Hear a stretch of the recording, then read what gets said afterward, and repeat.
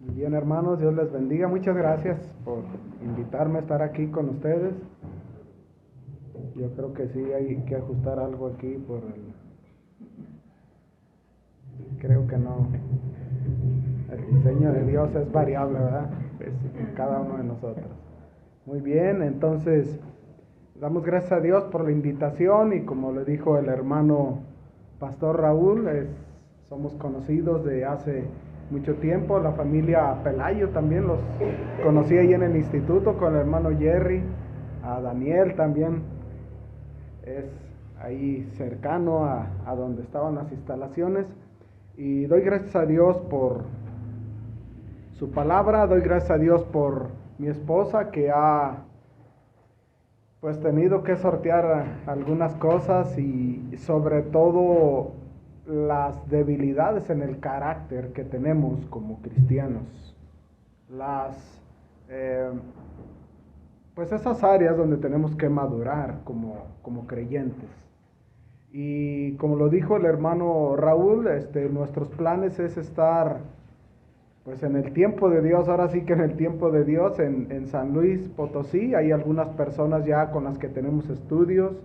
Es una ciudad que está creciendo y hay necesidad como en todas partes. Nunca debemos cerrarnos a nuestro entorno, en nosotros mismos. Como decía Juan Calvino, somos una fábrica de ídolos. En lo que destruimos uno ya se crea otro ídolo en nuestro corazón y el ídolo más fuerte en nuestra vida somos nosotros mismos. La conmiseración, ¿por qué me pasa esto a mí? ¿Por qué esta situación? ¿Por qué no salen las cosas así? Tenemos una lucha y hoy se culpa de todo a la pandemia.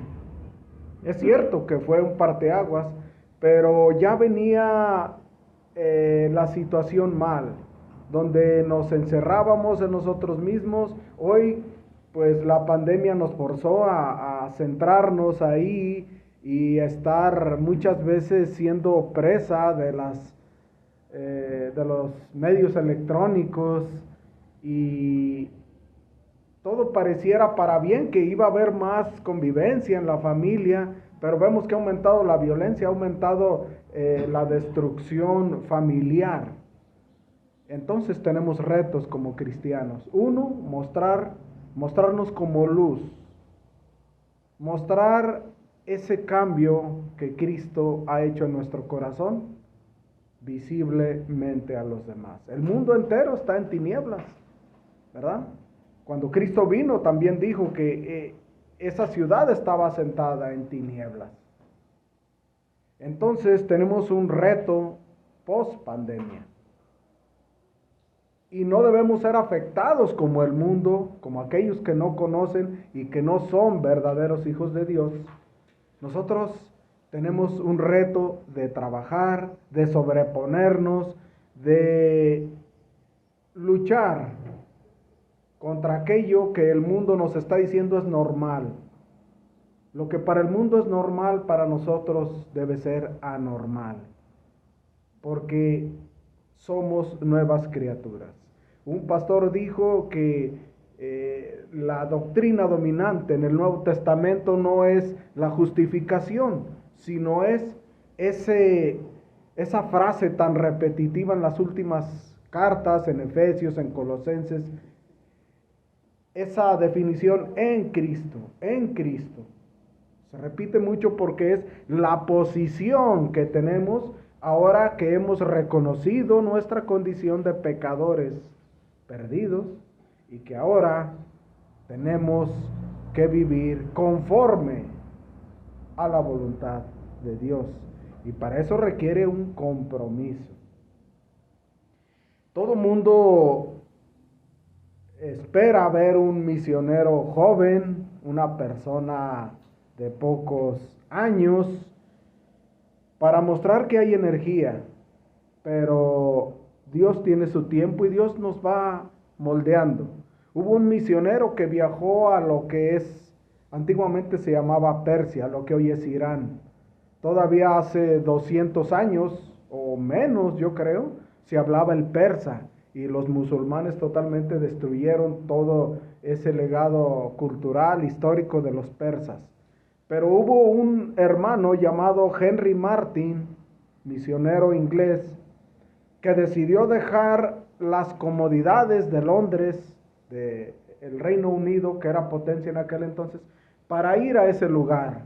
Y él aprendió varios dialectos, y uno de ellos es, de los méritos que él tuvo históricamente, fue haber hecho la traducción de la Biblia al idioma persa. Y dicen que su iglesia no lo apoyó como debiera haber sido, pero él se opuso. Y uno de sus dichos que él tenía es que cuando el hombre quiere ser usado por Dios o quiere iniciar un ministerio, él decía, debe estar dispuesto a recibir los martillazos de Dios para ir tomando forma. ¿Por qué lo ilustró no con la madera, no con el barro, sino con el metal? Los metales, bueno, el más preciado es el oro, pero el oro es un poco más maleable, más blandito. Pero aún así, cuando quieres hacer algo de metal, tienes que someterlo a fuego, a ponerle químicos para que no se fracture y a martillarlo, a darle forma con el martillo. Entonces Dios tiene que golpear esas áreas donde no hemos tomado la forma que Él espera de nosotros. Y eso es lo que ha sucedido en este año por ansiedad y por falta de estabilidad en mi carácter. He llegado a tener hasta cierta enfermedad. Tuve un tipo de alergia y yo decía, pues, ¿qué me está pasando? Y echaba la culpa a los químicos que trabajo en mi oficio, pero no era así. Era la ansiedad cuando queremos tomar el control y no dejar nuestra vida en control de Cristo.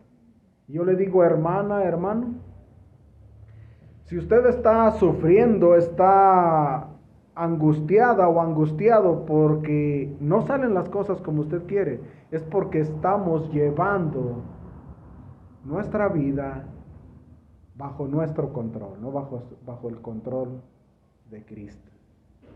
Y Dios ha moldeado, ha tardado nuestra ida a San Luis, pero cuando pasa el tiempo yo digo, no fue tardanza, fue el proyecto de Dios, porque ha ido moldeando el carácter. Para poder servir a Cristo, tenemos que primero, el siervo tiene que moldear el carácter. Mucho cristianismo hoy separa el carácter del cristiano de la vida cristiana y dice, no, yo estoy sirviendo, estoy trabajando, no importa cómo sea mi carácter. Y esto es una mentira. El cristiano tenemos que trabajar a la par con nuestro carácter, ir transformándonos para que pueda ser de bendición nuestro servicio y lo que hacemos. Quiero llevarlos a un pasaje conocido en Lucas capítulo 10. Lucas capítulo 10, versículo 1, la misión de los 70. Misión de los 70 en Mateo capítulo 10, ahí no, nada más es referencia, pero nos vamos a centrar aquí en Lucas. Cristo manda primero a los 12 a predicar y hoy manda ya a los 70. Vemos que fue un modelo hecho por Cristo y Él los mandaba adelante como Juan el Bautista, para ir a hablar de la palabra de Dios, para ir a recordarles lo que supuestamente ellos sabían, porque ellos ya en la sinagoga y en el templo leían el Antiguo Testamento y ellos debían entender que era el Mesías verdadero, el que ellos esperaban, el que estaba ahí con ellos, pero muchos de ellos no lo reconocieron. Solo decían, es el hijo de José, el hijo de María, el carpintero, pero no lo reconocieron. Aún aquellos más sabios, los escribas, los fariseos, tampoco lo reconocieron. Entonces, una vez que los 12 salen, en aquel entonces les dice, no vayan por caminos de samaritanos, en Mateo 10, vayan solo sobre las ovejas de Israel, porque era el principio del ministerio. Aquí el ministerio está, diríamos, cerca de un punto medio en cuanto al tiempo. Y aquí ya son 70, ya no son solo los 12, sino 70 y parejas de 2 en 2. Entonces, si son 70 y eran parejas, pues por lógica fueron 140 mensajeros. Pero ¿bajo qué contexto hablaron ellos?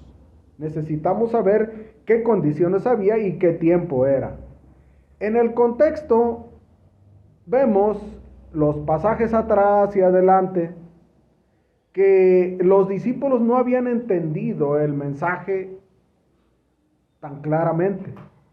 De hecho, ahí en Lucas capítulo 9, versículo 51, hay una reprensión de parte de Cristo hacia Jacobo y Juan, porque ellos querían querían tomar en sus manos la situación. Y viendo que ellos fueron rechazados, vamos a ver el versículo 51, dice, cuando se cumplió el tiempo en que él había de ser recibido arriba, afirmó su rostro para ir a Jerusalén. Cristo en ningún momento perdió la comunión perfecta con el Padre, porque Él era sin pecado. Nosotros tenemos que estar confesando nuestros pecados, porque el pecado es el obstáculo para tener comunión con Dios. Entonces nuestra comunión es imperfecta, pero Cristo tenía una comunión perfecta con el Padre, y Él sabía a lo que había venido, y Él dijo que Él sabía que ya estaba muy cerca el tiempo ese de ser recibido arriba, que iba a morir, pero que iba a resucitar, dice, y afirmó su rostro. Es decir, se puso con buen ánimo, sabía el objetivo claro que tenía al ir a Jerusalén. Y dice, y envió mensajeros delante de él, los cuales fueron y entraron en una aldea de los samaritanos para hacerle los preparativos. Mas no le recibieron, porque su aspecto era como de ir a Jerusalén. Los samaritanos tenían una costumbre muy rara. La gente que iba del norte, que pasaba por ellos, para ir a la región de Galilea al norte, de sur a norte, no había problema, los dejaban pasar. Pero cuando la gente venía del norte para ir al sur, no lo aceptaban también, lo veían mal. Entonces ellos, basados en esta costumbre, pues tienen esa mala actitud y no lo reciben. Porque ellos pensaban que iban a ir a Jerusalén y decían, no se quedan aquí, no les interesamos, solo nos utilizan porque les conviene. Y en el versículo 54 dice, viendo esto, sus discípulos Jacobo y Juan dijeron, Señor, ¿quieres que mandemos que descienda fuego del cielo como hizo Elías y los consuma? Aquí vemos una deficiencia en el carácter de los apóstoles, queriendo tomar justicia, queriendo tomar decisiones impulsivas y diciendo, Señor, ¿cómo es posible que te hagan eso? Vemos que el carácter puede ser para bendición o puede ser como piedra de tropiezo. Y Cristo toca su carácter en esta parte. En versículo 55 dice, volviéndose él, los reprendió diciendo, vosotros no sabéis de qué espíritu sois, porque el Hijo del Hombre no ha venido para perder las almas de los hombres, sino para salvarlas. Y se fueron a otra aldea. La reprensión es necesaria para todos. De repente hay líderes que no aceptan reprensión. Y quiero decirles que al tomar una responsabilidad como misionero o como encargado de un lugar, somos los que debiéramos estar más dispuestos a recibir reprensión. El hijo, el joven, No quiere recibir reprensión y no la toma con agrado muchas veces. Pero déjeme decirle que es necesario que seamos reprendidos. Y es necesario incluso reconocer y agradecer que gracias a muchas reprensiones hemos sido salvados de muchas malas consecuencias. A la inversa, cuando hemos rechazado la reprensión y hemos seguido en rebeldía, hemos cosechado amargos frutos. Así decía el Señor del pueblo de Israel en el Antiguo Testamento: cuán amargo es haberte apartado de tu Dios. Y eso se cumple no solo en el pueblo de Israel, se cumple en cada uno de nosotros, analizando nuestra propia vida. Somos la sumatoria de nuestras decisiones, de cómo hemos dejado trabajar a Cristo en nuestro carácter o cómo hemos rechazado esas reprensiones. Entonces vemos que aquí los apóstoles, los siervos, necesitan ser reprendidos en el carácter. A veces tenemos que ser reprendidos por nuestras esposas, y para la cultura machista de la cual provenimos, todos los historiadores mundanos dicen que provenimos de una generación post-revolucionaria donde el hombre era el que mandaba y la mujer hace de comer, y él, en la revolución vemos que las mujeres solo servían. Y ese trasfondo cultural que tenemos hoy, pues nos hace rechazar a veces observaciones de la esposa o que vengan de una mujer. Pero a veces es necesario, incluso gente que no es creyente, Dios la usa en el trabajo, en el vecindario, para hacernos ver que no estamos viviendo en la luz, como debiéramos reflejar esa luz a los demás. La luz de Cristo, su carácter, su vida, ser más como Él. Cristo dijo: aprended de mí que soy manso y humilde. Imagínense el gran reto que tenemos, parecernos al carácter de Cristo. Entonces este contexto de la misión de los 70 fue en base a que ellos ya habían sido reprendidos y luego otros que querían seguir a Cristo. Y decían: Señor, te seguiré a donde quiera que vaya, en el 57. Y Él les dijo: las zorras tienen guarida, las aves de los cielos nidos, mas el Hijo del Hombre no tiene donde recostar su cabeza. ¿Qué les estaba diciendo? Si vas a comprometerte a servirme, vas a saber que va a haber poca comodidad. Y en el 59 y dijo a otro: sígueme. Y él le dijo: Señor, déjame que primero vaya y entierre a mi padre. Él no tenía un papá con una enfermedad terminal, no, era alguien sano. Pero él esperaba, según la cultura judía, el padre era importantísimo. Esa ligadura con la familia no le permitía seguir a Cristo. Y muchas veces la familia va a oponerse. Una familia del estado de Colima que pierde a su hijo por andar en cosas de la delincuencia, huyen de allá siendo amenazados y vienen a vivir aquí a Guadalajara. Y ellos decían, pues, tener hambre de la palabra de Dios, y los estuve buscando por muchas semanas, meses, y no quisieron tener contacto con la palabra de Dios. ¿Y sabe cuál fue el pretexto? Él dijo: pero es que si lo que me van a enseñar contradice las enseñanzas que me dio mi madre, pues yo no quiero quedar mal con mi madre. Imagínense. Y dicen que en Japón uno de los obstáculos grandes para que el evangelio haya crecido en Japón es que son tan leales a la familia que se cierran y no permiten que haya más lealtad a otra persona o algún credo religioso que a su propia familia. Entonces la familia tiene que tener metas para guiar a los miembros de la familia a cosas espirituales. Y una de las grandes carencias que se está viendo hoy es que no se estimula al servicio misionero hoy. No, mi hijo tiene que ser ingeniero, abogado. A ver, vamos viendo cuál es la carrera que está funcionando más, ¿cómo le llaman? Marketing digital. No, hijo, tú tienes que triunfar. Pero pocas familias cristianas dicen, yo quiero que mi hijo o mi hija sirva en un ministerio. Entonces el mundo materialista ha infiltrado a las mentes del cristiano. Uno de los últimos versículos que leímos con el hermano Daniel ahí en la escuela dominical es: renovaos en nuestra mente.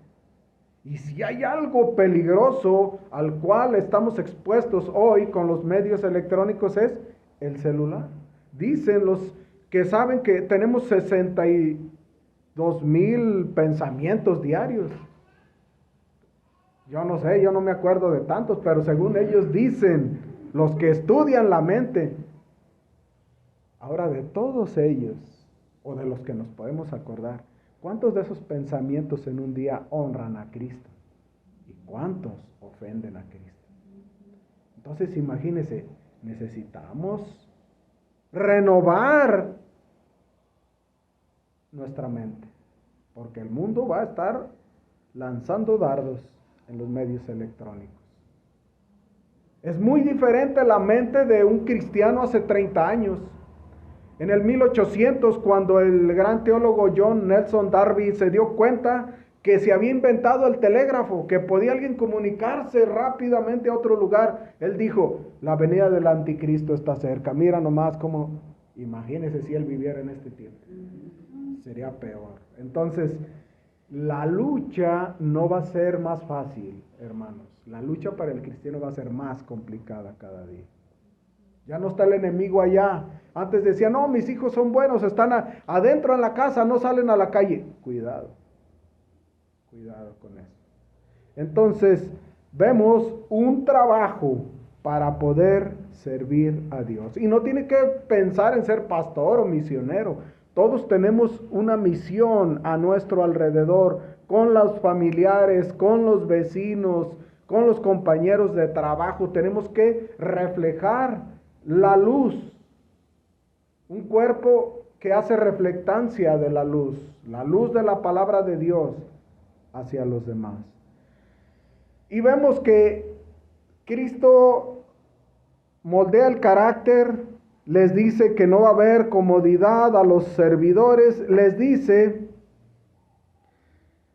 que no son más importantes los lazos familiares que los lazos con Cristo. Y tal vez tú seas una persona donde no toda tu familia sigan a Cristo y seas de alguna manera atacado o estorbado para servir a Cristo, pero déjeme decirle que es un obstáculo que tienes que vencer y tú tienes que mostrarles con tu vida que eres una nueva criatura y no dejarte vencer por los lazos de aquellos que no son propiedad de Cristo. Jesús le dijo, deja que los muertos entierren a sus muertos, tú ve y anuncia el reino de Dios. Entonces también dijo otro, te seguiré, Señor, pero déjame que me despida primero de los que están en mi casa. Otra vez vemos ese problema. Y Jesús le dijo, ninguno que poniendo su mano sobre el arado mira hacia atrás es apto para el reino de Dios. Aquí vemos un servicio con compromiso. Y después de esto viene la misión de los 70. Dice, después de estas cosas, designó el Señor también a otros 70 a quienes envió de 2 en 2 delante de él a toda ciudad y lugar donde él había de ir. Aquí vemos el modelo de Juan el Bautista. Juan el Bautista preparó los corazones. Aquí ellos ya habían visto, estas personas a las que se les iba a predicar, no eran personas que habían escuchado la primera vez. Eso es muy importante. Cuando tú hablas con una persona una y otra vez, debes ir subiendo el nivel en cuanto a juicio y decirle, mire, ya le habló una vez el Señor, ya le habló otra vez. Dios puede endurecer su corazón para que no crea la verdad y usted vaya al infierno. En este caso era algo similar. Ellos ya habían oído de milagros, habían visto milagros de Cristo y de los apóstoles. Ya tenían pruebas suficientes de que Él era el Mesías. Y aún así, Cristo va y los manda. Eso quiere decir que no hay un punto donde yo diga, esta persona ya no entiende, ya voy a dejarla, ya no tiene sentido. Y bien decía un pastor, mientras abran las puertas de ese hogar o le dé oportunidad, usted siga hablando. Cuando le digan que ya no, bueno, eso ya es otra cosa. Pero a veces nosotros nos adelantamos a Dios y decimos, esta persona ya no tiene remedio. Imagínense si así hubiera pensado Cristo de nosotros. Pero Él tuvo misericordia. Pudimos haber muerto antes. Decía Jonathan Edwards, lo que separa al hombre del infierno es solo un segundo. Y estamos respirando nuevamente. Para los que tuvimos coronavirus y problemas de oxigenación, llega un momento donde se cansa uno de estar jalando.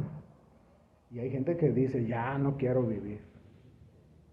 Sin embargo, Dios tiene misericordia. Entonces, mientras esa persona esté respirando y le esté escuchando, usted sígale hablando. Pero a veces tomamos en nuestras manos y decimos hasta aquí, y el límite lo pone Dios, no nosotros. Y a veces puede ser que otra persona le hable y vaya con esa otra persona, no lo sabemos. Pero tenemos que anunciar. Y es más importante, hermanos, el mensaje que el mensajero. Hoy se le está dando importancia a ciertos nombres o a aquel que tiene más seguidores en la internet, aquel predicador es más eficiente que el otro porque lo escuchan más personas, tienen más audiencia. Pero no es más importante el mensajero que el mensaje. La honra y gloria debe ser para la obra de Cristo. Sin igual, si yo no hablo, esas piedras van a hablar. Entonces, es muy importante entender que la prioridad es el mensaje, no el mensajero. Es un privilegio servirle a Cristo, pero no debemos ocupar el lugar de la honra y gloria que merece Cristo en su obra. Entonces Él dice que los manda y los envió adelante. Personas que ya habían visto milagros, que ya conocían, y les decía en el versículo 2, a la mies la verdad es, la mies a la verdad es mucha. Hay mucho trabajo. Para aquel cristiano que se siente triste, desanimado, que porque no tiene un buen trabajo, porque no tiene un buen título, porque no pudo estudiar aquí, porque no tiene la salud de allá, porque no tiene el cuerpo tan atlético como otro. Una de las grandes problemas del cristiano de hoy es la falta de contentamiento que existe en el mundo, pero también ha permeado dentro de nosotros. Una de las últimas cosas absurdas que escuché fue que, ya ve que hoy la gente se quiere transformar el cuerpo con cirugías, todo. La última cosa absurda fue que ya hay una liposucción para el dedo gordo del pie. Si no le gusta cómo lo tiene, pueden transformarse. Imagínense lo absurdo a lo que ha llegado el ser humano pensando que su cuerpo fue un error de parte de Dios, dárselo así, entonces pues vamos a ayudarle. Cuando el hombre quiere ayudar a Dios es un fracaso rotundo. Debemos ponernos en las manos de Dios, pero no podemos hacer mejor el trabajo que lo que Dios hace. Incluso aquí sus discípulos fueron reprendidos por querer hacerlo así. Y uno de los grandes elementos que debemos tener es el contentamiento en nuestra vida. Y aquí les dice que hay mucho trabajo. ¿Qué quiere decir? Que hay trabajo para todos, no para aquel que es misionero o pastor. Imagínese si todo le deja, si usted como madre o como padre no instruye a sus hijos, no les lee la Biblia, no se alimenta en la semana, pues con lo que enseña aquí el pastor no va a ser suficiente. Usted es un misionero o misionera o un pastor en su hogar. Lo de aquí es un refuerzo para asegurar un éxito delante de Dios. Pero el Padre ha dejado a veces a la iglesia una responsabilidad que debe ser compartida con Él. Y eso es una muestra de amor, no solo suplir lo material, no solo querer que vivan una vida mejor que la que nosotros tenemos en lo material, no, sino también en lo espiritual, dejar una herencia espiritual, que tus siguientes generaciones te recuerden y digan, mira aquí está mi abuelo, mi bisabuelo que me enseñaron de la palabra de Dios y todavía nos mantenemos ahí. Lo material pues pueden tener éxito, pero déjeme decirle que como empresarios, no es para desanimarlo, pero como empresarios mexicanos somos muy malos porque el papá llega a tener abundancia y luego dice, no quiero que mi hijo sufra como yo, pobrecito, que no trabaje, y la siguiente generación casi se termina lo que tú hiciste. No somos muy buenos para dejar, pero la herencia espiritual, esa sí queda. Otro misionero muy famoso, Andrew Murray, que fue al África, se ha seguido su línea de familia y se cree que hasta hoy hay descendientes que están dentro del servicio misionero. Porque este hombre combinaba el servicio con la predicación dentro de la familia.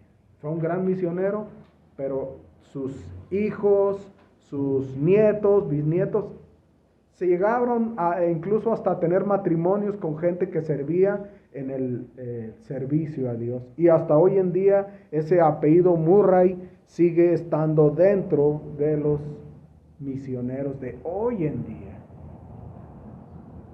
El dinero puedes perderlo en un fraude, en un mal negocio, pero la palabra de Dios permanece para siempre. Su carácter es eterno y va a salvar a tus familiares de ir al infierno.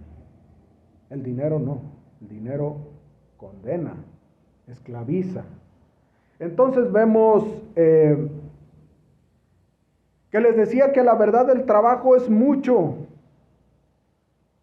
A la verdad es mucha la mies y los obreros son pocos. Por tanto, rogad al Señor de la mies que envíe obreros a su mies. Si se fija aquí que la mies es del Señor, no es nuestra. Rogad al Señor de la mies. No tomemos en nuestras manos el decir, esta obra funciona. No, yo hermanos he levantado tantas misiones y mientras yo estaba bien y me fui y decayó. Pues sí, porque tú lo hiciste, no lo hizo Cristo. Y a veces hay una vanagloria para la persona y no hay la honra y gloria para Cristo, pensando que eso es nuestra inteligencia, nuestra sabiduría, nuestra efectividad como misioneros que hemos hecho tal o cual cosa, ¿no? Somos, como Pablo decía, miserable de mí, ¿quién me apartará de este cuerpo de muerte? El mejor misionero que se ha dado, de carne y hueso, decía, miserable de mí. Hoy no, hoy queremos dar la imagen de un super misionero, de un super pastor que no peca, ya están los pecadores sentados, yo soy un hombre muy espiritual, muy efectivo. No existe el super cristiano. Y cuando alguien pretende o pretendemos ser así, ya hemos fracasado. Miserable de mí, ¿quién me apartará de este cuerpo de muerte? Los que servimos a Cristo vamos con este cuerpo, luchando contra nuestro propio carácter, contra nuestra propia carne, contra el mundo y contra Satanás. Pero no solo queda en el líder, cada cristiano tiene esa lucha. Si usted no la tiene, entonces está dando lugar al desánimo, a la derrota y a que Satanás gane ventaja. Entonces vemos que la mies es ¿de quién? Del Señor, para que Él envíe obreros. No es, imagínense una iglesia donde hay gente con mucho dinero, muchos diezmos, Muchos misioneros van a ganar más cristianos que aquella iglesia que es pobre, que no junta diezmos, que con trabajos, además, ni sostén le dan a su pastor. ¿Cuáles son las expectativas de esa iglesia? Lamentablemente la obra de Dios no tiene que ver nada con las cosas materiales. El ofrendar, el diezmar es una forma de adorar a Dios, sí. Y bien dijo un pastor, la parte más dura del cristiano del siglo XXI de rendir, lamentablemente la última parte que rinde, que quiere rendir a Dios es su cartera. Pero cuando el cristiano ha entendido que todo le pertenece a él, porque Cristo lo dio todo, y debemos corresponder con un amor igual, el dinero es parte de la adoración y no le hace mella en darle el diezmo o a veces un poco más a Dios. No estoy en contra de diezmar o de ofrendar, ¿no? Porque sería antibíblico. Pero sí tenemos que entender que debe ser dado de un corazón, sabiendo que el Señor, esa palabra Señor en el original es dueño. Él es el dueño. ¿El dueño de qué? De todo lo que somos, de nuestra vida. ¿Y acaso del dinero no? También. Tan dueño es que Él te permite tener un trabajo y ganar lo que ganas. Y si no ganas más es porque el dueño de la mies dice, te va a hacer daño. Y si el Señor te da poco y crees que estás en necesidad es porque quiere que aprendamos a depender de Él. En cuanto llegamos a un periodo de estabilidad donde todo nos va bien, no hay enfermedades, son las etapas donde más improductivamente trabajamos para el Señor. Fácilmente nos desviamos o condicionamos. Señor, no te sirvo porque no me das más, pero si tú me dieras más. No es cierto. Había un hermano que le pedía para una casa. Dios le dio la casa y después decía, hermano, no puedo ir a la escuela dominical porque hay muchos ladrones por ahí y se meten a robar a mi casa. Y ya no iba. Ahora por su casa. No entendió la bendición de Dios. No entendemos a veces. Y somos responsables por lo que Dios nos da, poquito o mucho. En el tribunal de Cristo Dios nos va a decir, tú eras empresario, no administraste bien. Tú tenías poco y no lo administraste bien. Sí se va a dar cuentas a Cristo por lo que tengamos materialmente, por nuestra familia, por nuestro carácter, por nuestra vida. Porque la mies es del Señor, no es nuestra. El 3 dice, id, he aquí os envío como corderos en medio de lobos. Peligro, no fácil. No llevéis bolsa, ni alforja, ni calzado, y a nadie saludéis por el camino. No llevéis bolsa. ¿A cuál bolsa se refiere? A la bolsa del dinero. Pero hoy, pues con la tecnología que tenemos, llevamos tarjeta de puntos, llevamos la banca móvil y ¿sabe cuánta cosa? Imagínese qué agencia misionera. Y ¿quién era el jefe de esa agencia? No era un pecador, era Cristo. Y les dijo, van a ir y no lleven bolsa. Se refiere a la bolsa del dinero. Ni alforja donde llevaban comida. Imagínense con los calores que hace allí en el Mediterráneo. Hasta nos quejamos aquí del calor, no es nada. Ya hasta más de 50 grados. Si llevaban comida, pues se les iba a echar a perder. A eso se refería con la alforja y donde llevaban ropa o cosas así. Nada. Ni calzado. Es decir, van a ir confiando en que yo voy a proveer. Fíjese bien, Dios provee y es fiel.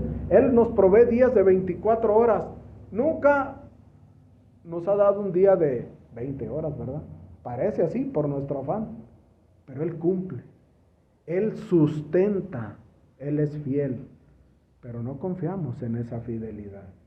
Por eso Él dice, no lleves nada, ni saludéis a nadie por el camino, porque las salutaciones en el Medio Oriente eran de de hacer muchas reverencias y de platicar, y era pérdida de tiempo. En pocas palabras les estaba diciendo, el obrero no debe perder el tiempo, no debe estar haciendo lo que otros hacen. Mientras otros descansan, ven una película, yo estudio la Biblia. Mientras otros se están quejando que están muy mal de salud, que no, mal económicamente, el hermano está buscando a quien poder ayudar.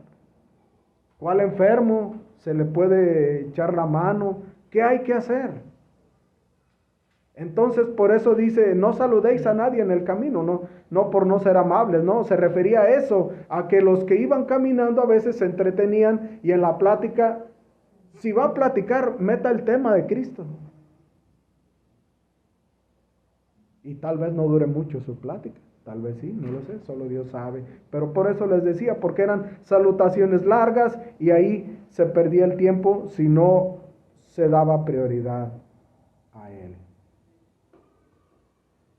Dice en el 5, y en cualquier casa donde entréis, primeramente decid paz sea a esta casa. Habría que hablar con el jefe de familia para poder tener la oportunidad de hablar ahí. Y era hablar de la paz que Dios promete para el hombre. Y si hubiera allí algún hijo de paz, vuestra paz reposará sobre él, y si no, se volverá a vosotros. Está hablando de la paz como una cosa. Si no la reciben, tú tráetela y posad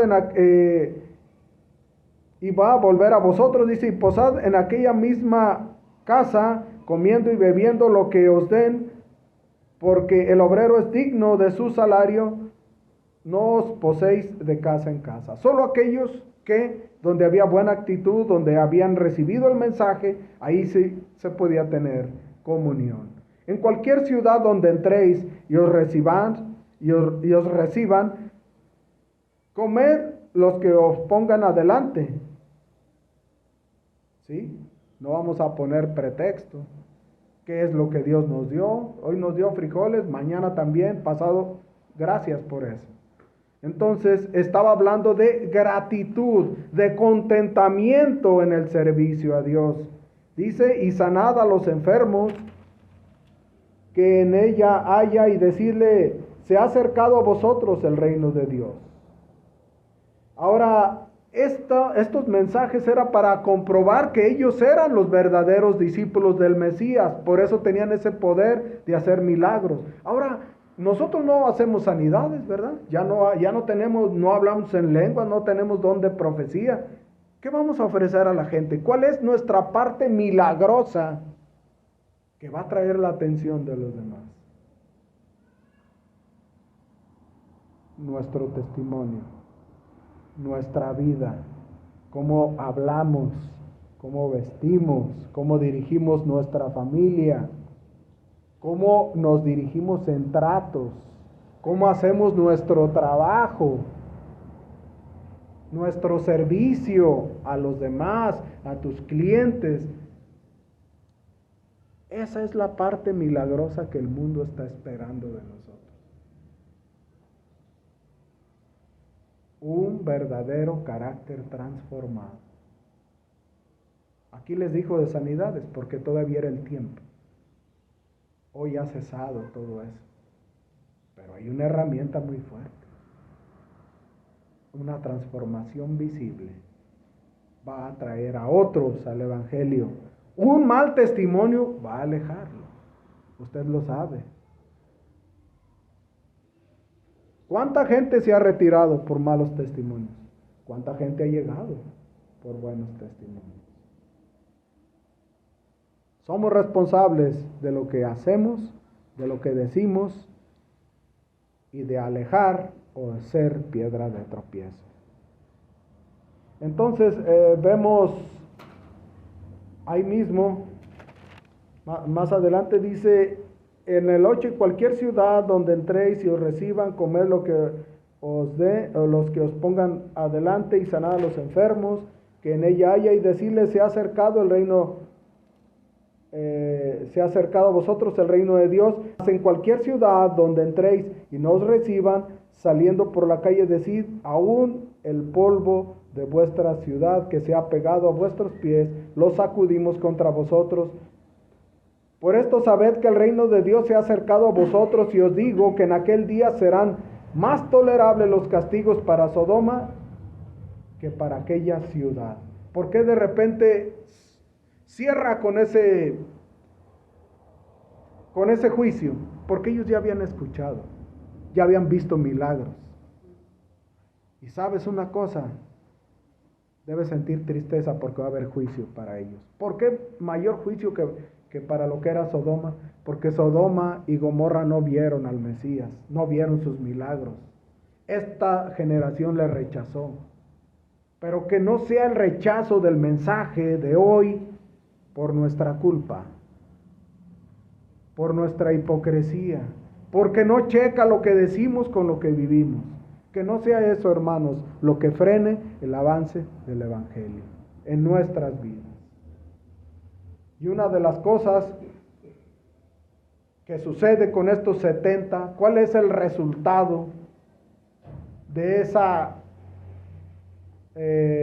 podemos decir, de ese proyecto misionero de los 70? En el versículo 17 nos dice, porque del 13 al 16 habla de los juicios de esas ciudades, Corazín, Tiro, Sidón, donde se hicieron más milagros. Capernaum fue donde se hicieron más milagros, pero había una sentencia de juicio porque rechazaron. Y es válido, después de hablar con alguien del Evangelio y darle el mensaje varias veces, es válido decirle, te espera el juicio del infierno, arrepiéntete. Pero no sin antes mostrarle amor y que estás preocupado, y mostrarle con tu vida y hablarle una y otra vez. Aquí está hablando de gente que ya se le habló y abiertamente rechaza. Entonces, ¿cuál fue el resultado? Regresaron los 70 en el versículo 17. Volvieron los 70 con gozo, diciendo, Señor, aún los demonios se nos sujetan en tu nombre.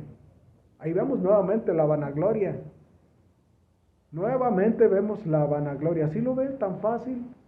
Si esos fueron los que mandó Cristo, imagínense cómo andaremos ahora los que vamos a ir a predicar. Y el 18, y les dijo, yo veía a Satanás caer del cielo como un rayo. He aquí os doy potestad de hollar serpientes y escorpiones y sobre toda fuerza del enemigo, y nada os dañará. Pero no os regocijéis de que los espíritus se os sujetan, sino regocijaos de que vuestros nombres están escritos en los cielos. ¿Cuál es el motor para un cristiano? De que fuimos rescatados. No van a gloriarnos de lo que hacemos. Gracias a Dios que no estamos en la lista de aquellos millones que van a ir al infierno, por su gracia, por su misericordia. Entonces, vemos que hay un elemento en el cual, ¿por qué estas personas se sujetaron a Cristo? Porque tenían contentamiento y veían a Cristo no solo como su Salvador, lo veían como su dueño, como su Señor. Nosotros, los que enseñamos dispensacionalismo, decimos, Cristo va a ser rey en el milenio. ¿Es cierto? ¿Va a reinar en esta tierra? Es cierto, muy de acuerdo. Pero ¿sabe una cosa? Cristo debe ser rey. No es el rey de este mundo, ¿verdad? Porque ahorita el rey es Satanás. Pero hay un área donde Cristo debe ser rey en este momento, y es en nuestro corazón. En todo aquel que dice que es cristiano, Cristo debe ser no solo el Salvador, sino el Rey, el Señor, el dueño de la mies. El problema es que muchos cristianos dicen, sí, Cristo es mi Señor, es mi Salvador, vamos a ir al cielo, sí. Pero debe ser mi Rey. Para que estos hombres hubieran aceptado ir a predicar, es porque ellos entendieron que no solo era su Salvador, era su Señor, su dueño, el dueño de la mies. Donde quiera que vea Señor en el Nuevo Testamento y en el Antiguo Testamento, entiéndalo como dueño, dueño de usted, de su vida, de sus bienes. Me decía una mujer triste porque el primer bebé que tuvo murió al año, no lo pudieron curar, gastaron dinero y todo y murió. Y ya se le había hablado de la palabra de Dios y tenía una tremenda amargura y yo le dije, mire, hermana, póngase a pensar que todo lo que Dios nos da es del Señor. Y esa bebé era del Señor también. Y ella está a esa edad con el Señor. A lo mejor iba a crecer. Imagínese el dolor para un padre cuando crece un hijo y no quiere del Evangelio. Yo le aseguro que cambiaría cualquier cosa porque esa persona, ese hijo, mejor entendiera el mensaje del Evangelio, se rindiera a Dios. Y ella dijo, hermano, fuiste muy duro, pero es la verdad. Esa niña no era mía, era del Señor. Todo es del dueño, del Señor de la mies. No se confunda. Y si no tiene ese trabajo que quiere o esa situación, es porque el dueño de la mies no quiere. Porque le iba a estorbar. Porque él dice, no lleve alforja, no lleve bolsa, no lleve calzado. Pero debe haber contentamiento. Y quiero terminar con un pasaje en Primera de Timoteo capítulo 6, versículo 6. Primera de Timoteo capítulo 6, versículo 6.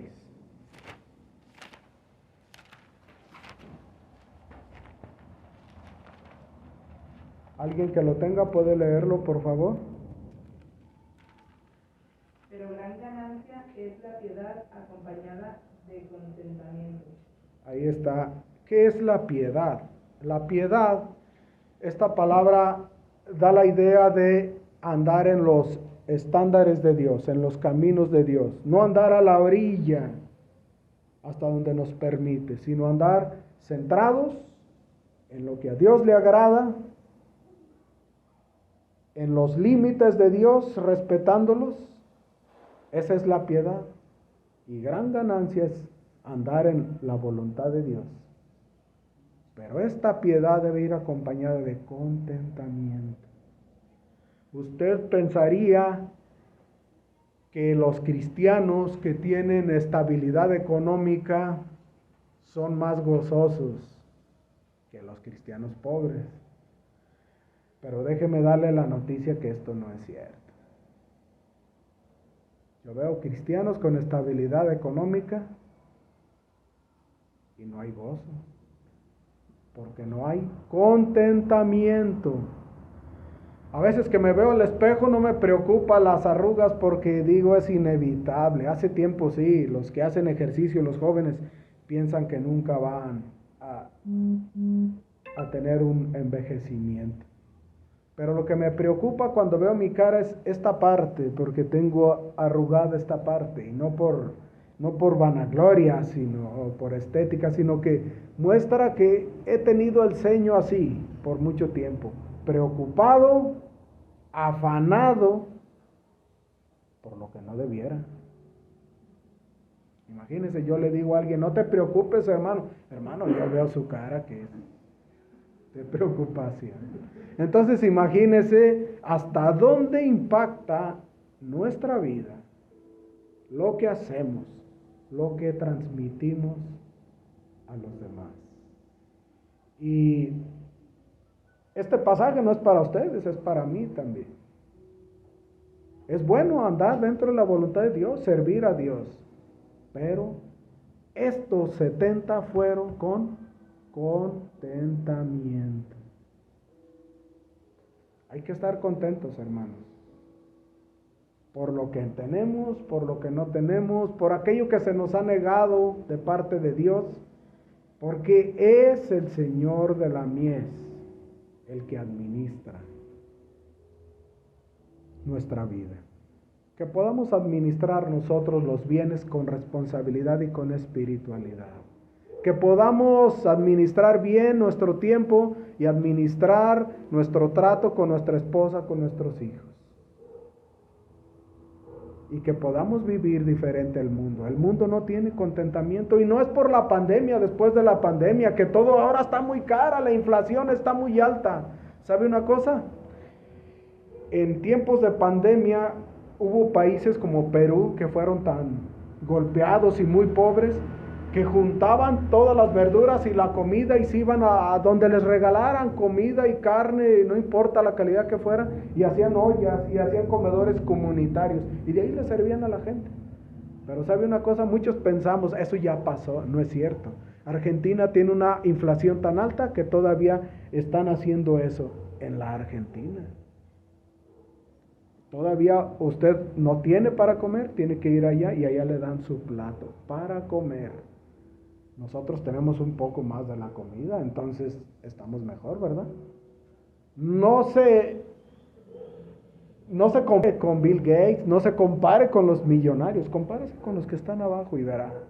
Ahora, el dueño de la mies, ¿qué les prometió a esos 70? Imagínense, es lo mismo que nos promete a nosotros. Entonces, si tenemos un poco más que eso, es para vivir con contentamiento. Oremos. Señor, te damos gracias por tu palabra. Ayúdanos, Señor, a entender tu voluntad en nuestra vida. ¿Quiénes somos para exigir cuando tú diste ya todo? No nos diste un porcentaje de salvación como muchos sectarios creen, sino que lo diste todo por fe y por gracia, por misericordia, un favor no merecido. No tenías por qué hacerlo, pero lo hiciste. Ayúdanos, Señor, a tener un corazón de gratitud para el Señor de la mies, que podamos entender que la piedad es buena, pero debe ir acompañada de contentamiento. Gracias, Señor, por lo que nos das, aún esa salud, aunque no sea como pensamos que debiera ser. Tampoco la diste al apóstol Pablo, que fue fiel a ti. Y tú le dijiste, bástate mi gracia. Ayúdanos a ser satisfechos con tu gracia y nada más. Ayúdanos pues a seguir siendo fieles y pedimos de tu ayuda para los planes en la ciudad de San Luis Potosí, que nos des fortaleza a mí y a mi esposa, los planes de trámites de cambio en su trabajo y que podamos estar siempre, cada uno de nosotros, alumbrándonos con la luz de tu palabra para poder esa luz compartirla a los demás y reflejarla a los demás. En el nombre de nuestro Señor Jesucristo pido todo esto. Amén.